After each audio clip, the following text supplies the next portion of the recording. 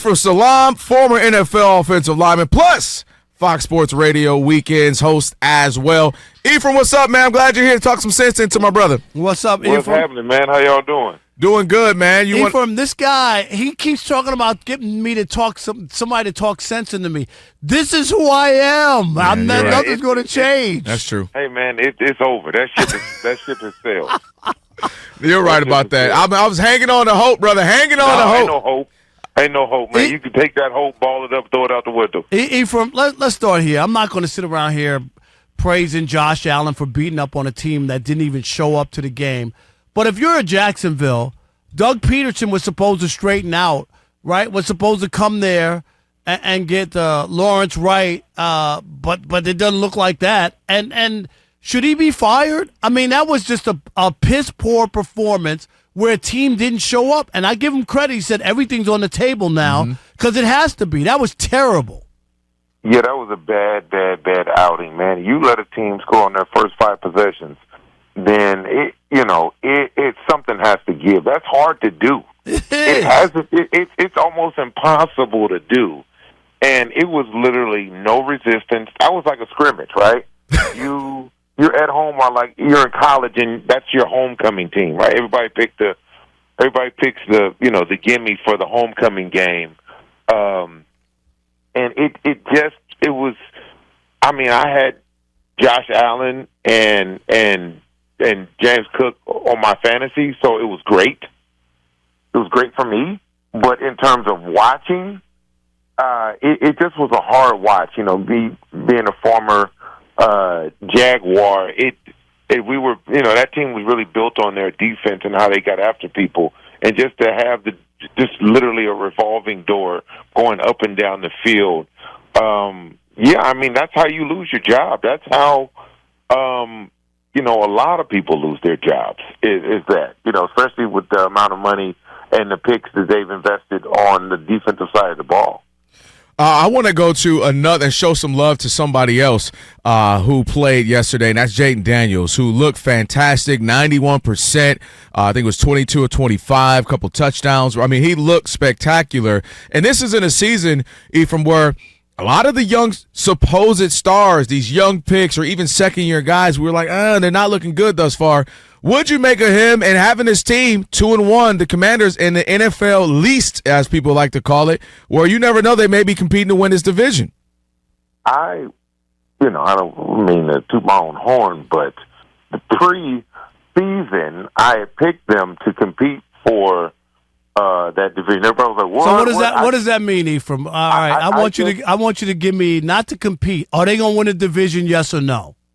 I said yes. Okay. All right. As long as you're on the record, I want to make sure we get you on the record on that. No, I said yes. And on my show that I do every Sunday, it's already on record because I said it. But I'm going to put it on record on the show people are listening to, Ephraim. Oh, wow. Dang. That hurt my heart right there. Yeah, he feeling a little extra spicy today, bro. He is, man. He is. He must have some chicken wings or something in there. Up in his lunch bag. But look, the thing I like about what the Commanders have going is, first of all, it's new energy, and that goes from ownership on down. New energy, new blood. You come in, you bring the new coaching staff, and then you bring in a young kid who's dynamic, won the Heisman, but you can see it. You can watch him play and see he has the intangibles. The only thing people were worried about was his size, right? They were like, he's thin, he's not going to be able to last, he's not going to be able. Ask defenders if they can get a clean shot on him. He does look skinny, though. I'm shocked at how small he looks, though. He is elusive, and shout out to them really working on him. Cliff Kingsbury and everybody. He actually slid yesterday. Man, right? Thank God. His first slide in. But if he can protect himself and take care of it, and he's not going to take on those shots. He's not Cam Newton. He's not going to put his head down and try to take those shots because he knows, hey, I can't survive like that. But this young man, what happens is they'll roll him out the pocket. First read isn't there. Check down isn't there. He's gone. And that decisiveness is the thing that's going to propel him because all that does is, number one, it drives your defense crazy, but number two, it allows you to continue to drive the ball down the field, right? It allows you to pick up these third downs and to win that time of possession and keep your offense on the field. So with that, I think everything that's going on in that division, I like the Commanders because the youth is on their side, and just that offensive line, man. That offensive line was moving some people. So, I'll go on record and say, that's my pick. Definitely ain't Dallas, I can tell you that. Oh, well, nobody really buys them, not even Jerry Jones at this point. Ephraim Salaam's joining us, former NFL offensive lineman, Fox Sports Radio weekends with the odd couple, Rob Parker, Kelvin Washington. People do listen to the show. Just of course they do. Of course, Fox Sports Radio on the weekend. Oh, absolutely. Hey, Ephraim, I never miss your radio show. This boy, look I hate you, man. You know what? I hate you. I got a real problem with you right now. And if you want, you know what? Alex told me earlier, engineer extraordinaire, he said for some reason he told me, hey, if you feel like swinging on Rob, do so today. I don't know what's up. Everybody feeling like they want me to swing on you today, Rob. No. Ephraim, let me ask you. Jerry Jones said that it's okay to blame him with where the Cowboys are 1-2. What do you make of that? And we know it's been 30 years since he took the reins, told Jimmy Johnson to get lost, and it's been a disaster since Jerry Jones has owned this team. And they've been blown out 2 weeks in a row at home. What do you make of the Cowboys? Well, I think the Cowboys, on the show that nobody listens to on Sunday on my show, 5 to 8 Pacific, I said the Cowboys are like a BBL, right? Okay. They're the BBL of the NFL, and for those who don't know, that's a Brazilian butt lift, right? Oh, all this money. You can go spend all this money, right? You pay Dak, you can pay CeeDee Lamb, and you're like, ooh, we did all of this. We built up this nice body and all of that. But when it comes to being real, like a real team and a real threat, you can spot the fake from the real. So if you're standing behind somebody in line and you look down and you see they got a whole wagon attached to their legs, you can say, oh, that's not real, that's a BBL.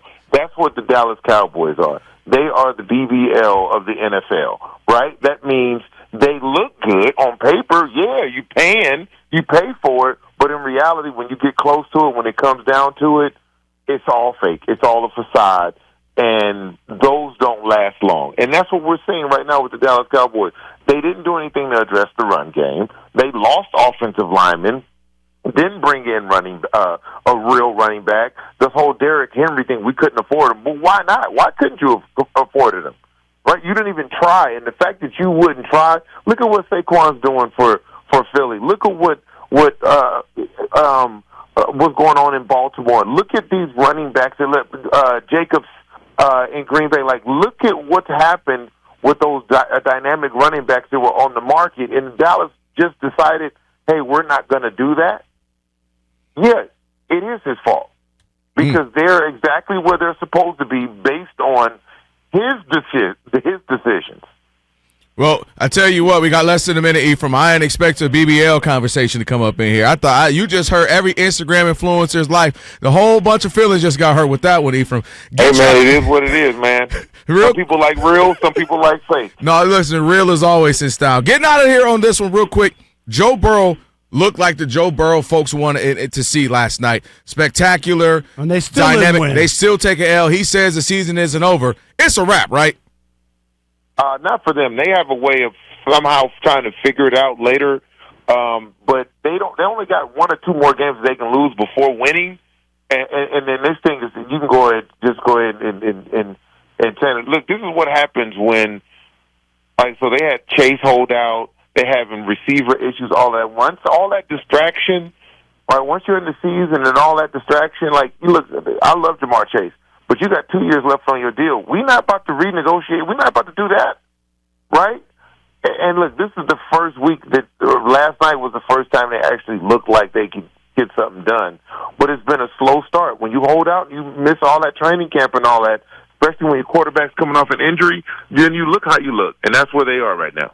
All right, there you have it. Ephraim Salaam, former NFL player. Ephraim. Also, you're whatever. Also, Ephraim, I love you. Also a buttologist. You didn't know he was a buttologist out here in these streets. When we introduced Ephraim, we talked about the weekend superstar, Ephraim here we Salaam. go. Here we go. There you go. I appreciate that. Yeah, and I'm not gonna let you do my brother like that because we did Sundays together a few years you already back. know, And, we was rocking. And when you were on the show, nobody listened either. No, we were rocking. Ephraim, I got your back, bro. All right. Hey, thank you so much. All right, Ephraim joining the show. We appreciate it. All right.